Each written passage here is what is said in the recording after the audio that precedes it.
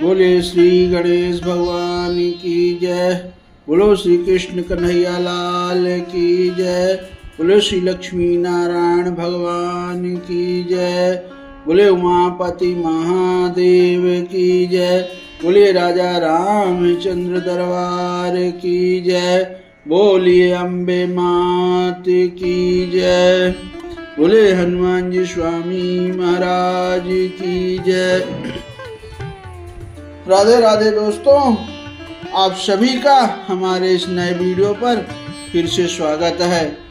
आज हम श्रीमद् भागवत महापुराण की कथा चतुर्थ स्कंद अथ पंचविंशो अध्याय यानी 25वें अध्याय की कथा सुनाएंगे। बहुत सुंदर कथा है दोस्तों, पूरी कथा सुनिएगा। पुरंजनोपाख्यान का प्रारंभ। अब यहाँ श्री मैत्रेय जी कहते हैं कि विदुर जी, इस प्रकार भगवान शंकर ने प्रचेताओं का उपदेश दिया। फिर प्रचेताओं ने शंकर जी के बड़े भक्ति भाव से पूजा की। इसके पश्चात वे उन राजकुमारों के सामने ही अंतर्धान हो गए।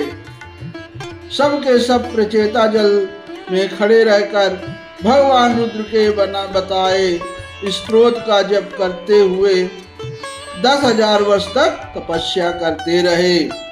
बहुत सुंदर कथा दोस्तों, बहुत अच्छी जानकारी आपको मिलेगी और ये सब पुण्यदायक कथा है। आपको घर में की तकलीफ कुछ भी हो, कैसा भी संकट हो, मोक्ष देने वाली हमारे वीडियो में आपको कथा मिलेंगी। आप लोग पूरी कथा जरूर सुनिएगा। इन दिनों राजा प्राचीन वली का चित्त कर्म कांड में बहुत रम गया था। उन्हें अध्यात्म विद्या विशारद परम कृपालु नारद जी ने उपदेश दिया। उन्होंने कहा कि राजन, इन कर्मों के द्वारा तुम अपना कौन सा कल्याण करना चाहते हो? जय हो। अब दुख के अत्यंतिक नाश और परमानंद की प्राप्ति का नाम कल्याण है। वह तो कर्मों से ही नहीं मिलता। राजा ने कहा, महाभाग नारद जी, मेरी बुद्धि कर्म में फंसी हुई है, इसीलिए मुझे परम कल्याण का कोई पता नहीं है। आप मुझे विशुद्ध ज्ञान का उपदेश दीजिए, जिससे मैं इस कर्म बंधन से छूट जाऊं। जो पुरुष कपट धर्म में गृहस्थ आश्रम में ही रहता हुआ पुत्र, स्त्री और धन को ही परम पुरुषार्थ मानता है, वह अज्ञानवश संसार रण में ही भटकता रहने के कारण उस परम कल्याण को प्राप्त नहीं कर सकता।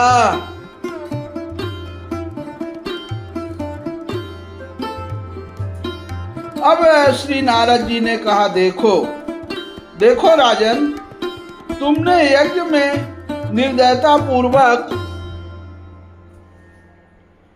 जिन हजारों पशुओं की बलि दी है, उन्हें आकाश में देखो। ये सब तुम्हारे द्वारा प्राप्त हुई पीड़ाओं को याद करते हुए बदला लेने के लिए तुम्हारी बाट देख रहे हैं। बहुत सुंदर कथा भाइयों दोस्तों, पूरी कथा सुनिएगा। जब तुम मरकर परलोक में जाओगे,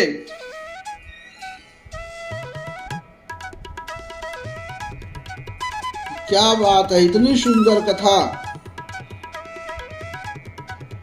जब तुम आकाश में जाओगे, तब ये अत्यंत क्रोध में भरकर तुम्हें अपने लोहे के सींगों से छेदेंगे। अच्छा, इस विषय में मैं तुम्हें एक प्राचीन उपाख्यान सुनाता हूँ। वह राजा पुरंजन का चरित्र है। उसे तुम मुझसे सावधान होकर सुनो। अब राजन, पूर्व काल में पुरंजन नाम का एक बड़ा यशस्वी राजा था। उसका अविजयात नामक एक मृत था। कोई भी उसकी चेष्टाओं को नहीं समझ सकता था। राजा पुरंजन अपने रहने योग्य स्थान की खोज में सारी पृथ्वी में घूमा। फिर भी जब उसे कोई अनुरूप स्थान न मिला तब वह कुछ उदास सा हो गया। उसे तरह तरह के भोगों की लालसा थी।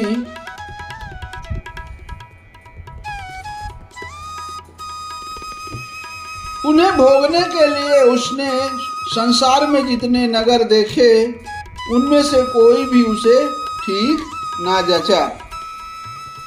एक दिन उसने हिमालय के दक्षिण तटवर्ती शिखरों पर कर्म भूमि भारत खंड में एक 9 द्वारों का नगर देखा। सुनिए, बहुत अच्छी कथा है।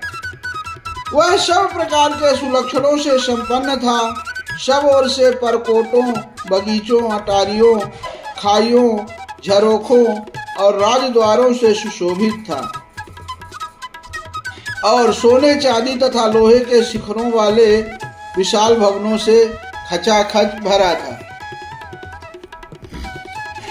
उसने महलों की फर्शें नीलम, स्फटिक, वैदूर्य, मोती, पन्ने और लालों की बनी हुई थी। अपनी कांति के कारण वह नागों की राजधानी भोगवतीपुरी के समान जान पड़ता था। उसने जहाँ तहाँ अनेकों सभा भवन, चौराहे, सड़कें, क्रीड़ा भवन, बाजार, विश्राम स्थान, ध्वजा पताकाएं और मूंगे के चबूतरे सुशोभित थे। उस नगर के बाहर दिव्य वृक्ष और लताओं से पूर्ण एक सुंदर बाग था। उसके बीच में एक सरोवर सुशोभित था। उसके आसपास अनेकों पक्षी भांति भांति की बोली बोल रहे थे तथा भौरे गुंजार कर रहे थे। सरोवर के तट पर जो वृक्ष थे उसकी डालियां और पत्ते शीतल झरनों के जल कणों से मिली हुई वासंती वायु के झरोखों से हिल रहे थे और इस प्रकार वे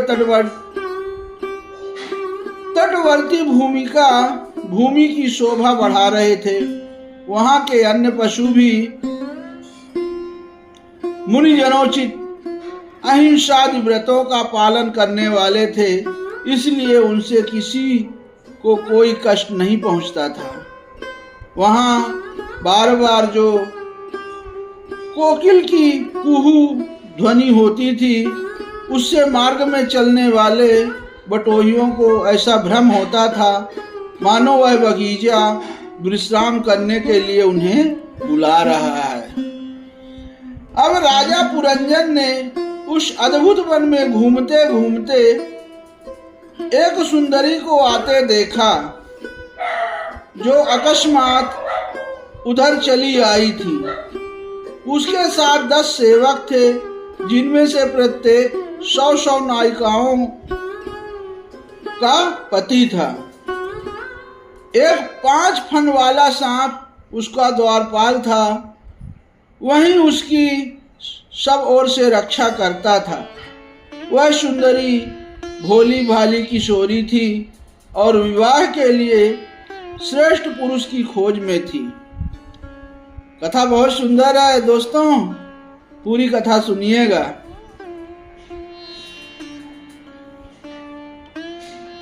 अब उसकी नासिका, दंतपंक्ति, कपोल और मुख बहुत सुंदर थे। उसके समान कानों में कुंडल झिलमिला रहे थे। उसका रंग सांवला था, कटी प्रदेश सुंदर था। वह पीले रंग की साड़ी और सोने की करधनी पहने हुए थी तथा चलते समय चरणों में नूपुरों की झंकार करती जाती थी। अधिक क्या वह साक्षात कोई देवी सी जान पड़ती थी।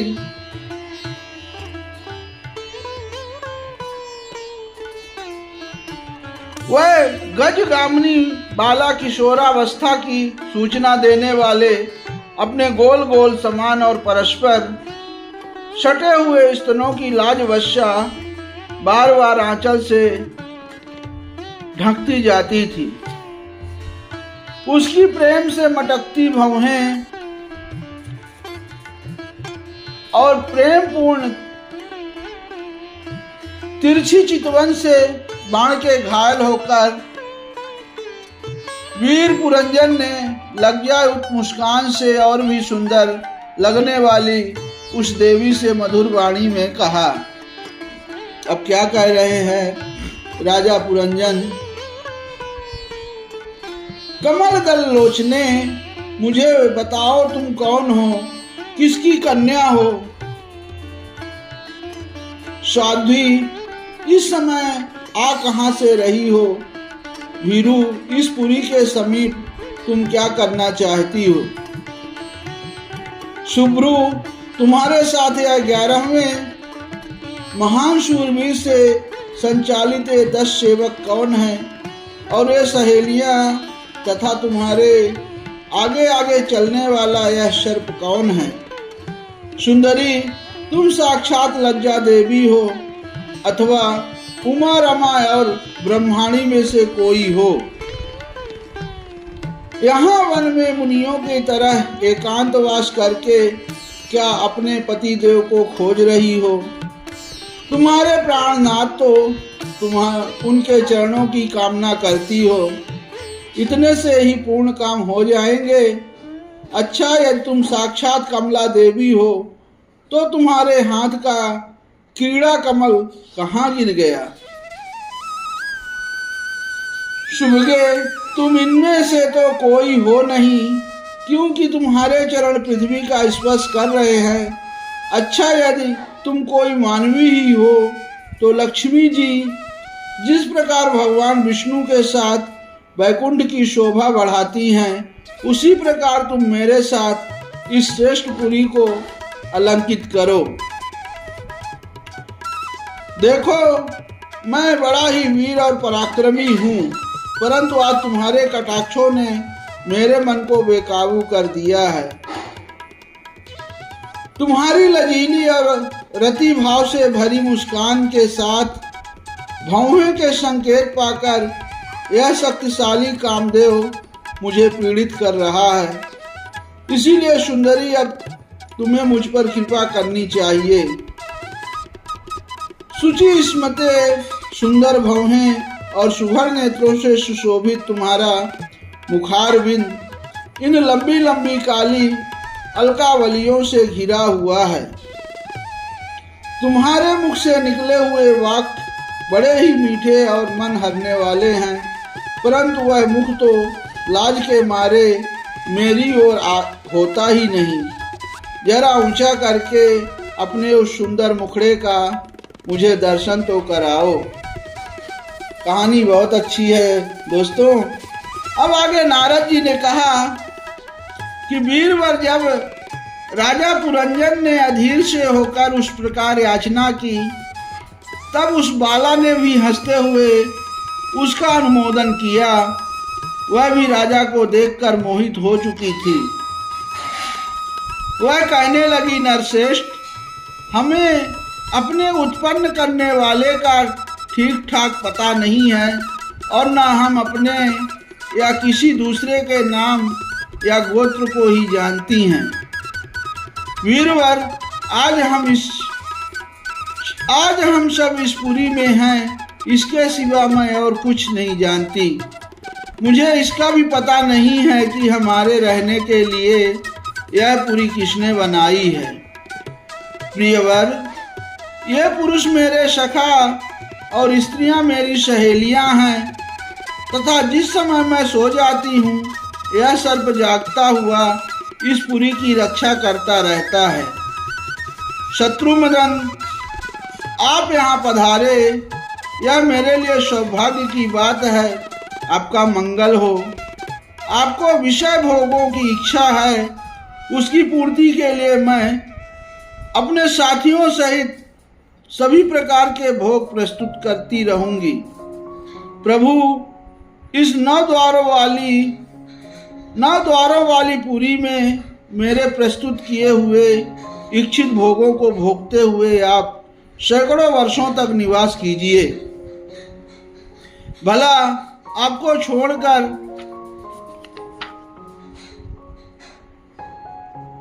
मैं आपको छोड़कर और किसके साथ रमण करूंगी?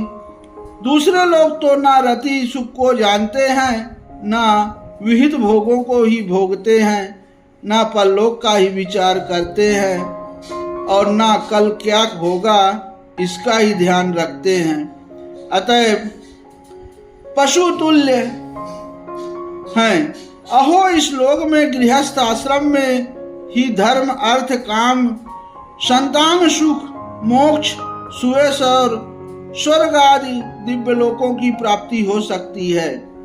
संसार त्यागी यति जन तो इन सब की कल्पना भी नहीं कर सकते।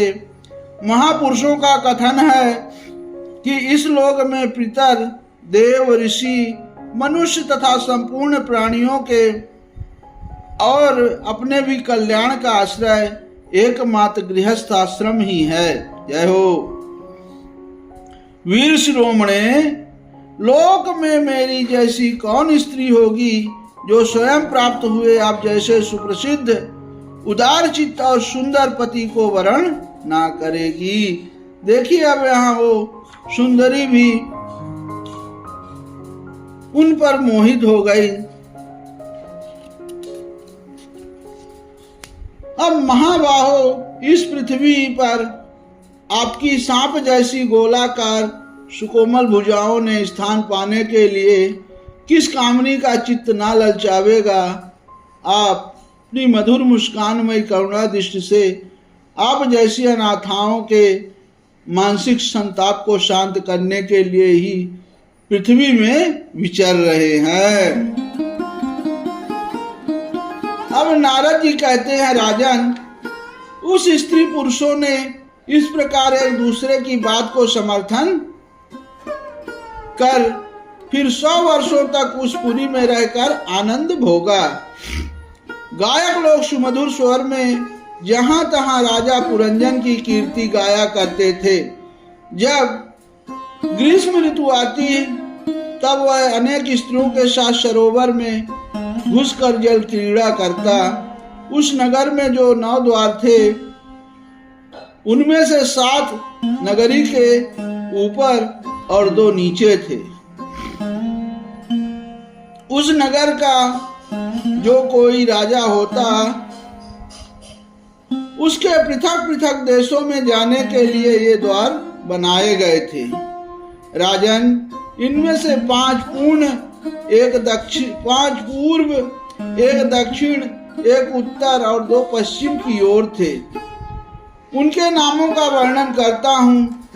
पूर्व की ओर खद्योता और आविर्मुखी नाम के 2 द्वार एक ही जगह बनाए गए थे। उनमें होकर राजा पुरंजन अपने मित्र धूमन के साथ विभ्राजित नामक देश को जाया करता था। इसी प्रकार उस ओर नलिनी और नालिनी नामक 2 द्वार और भी एक ही जगह बनाए गए थे। उनसे होकर वह अवधूत के साथ सौरभ नामक देश को जाता था। अब पूर्व दिशा की ओर वह मुख्य नाम का जो 5वां द्वार था, उसमें होकर वह रसज्ञ और विपण के साथ क्रमशः बहुदन और आपण नामक के देशों को जाता था। अब पुरी के दक्षिण की ओर जो पृथु नाम का द्वार था, उसमें होकर राजा पुरंजन श्रुतधर के साथ दक्षिण पांचाल देश को जाता था। और उत्तर की ओर जो देवहू नाम का द्वार था, उससे श्रुतधर के साथ ही वह उत्तर पांचाल देश को जाता था। पश्चिम दिशा में आसुरी नाम का दरवाजा था। उसमें होकर वह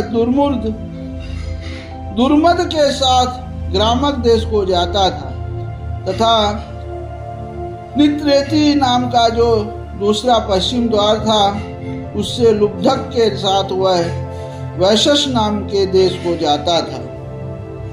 इस नगर के निवासियों में निर्वाक और पेशकृत ये दो नागरिक अंधे थे।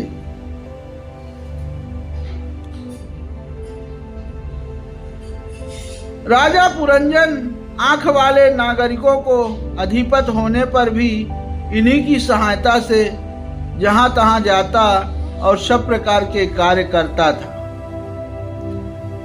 जब कभी अपने प्रधान सेवक विशुचीन के साथ वह अंतःपुर में जाता तब उसे स्त्री और पुत्रों के कारण होने वाले मोह, प्रसन्नता एवं हर्ष आदि विकारों का अनुभव होता।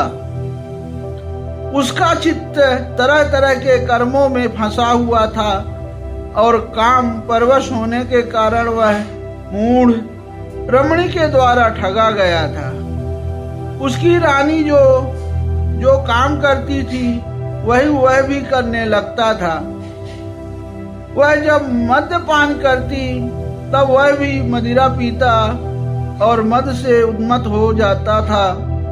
जब वह भोजन करती तब आप भी भोजन करने लगता और जब कुछ चबाती तब आप भी वही वस्तु चबाने लगता था। इसी प्रकार कभी उसके गाने पर गाने लगता, रोने पर रोने लगता, हंसने पर हंसने लगता और बोलने पर बोलने लगता।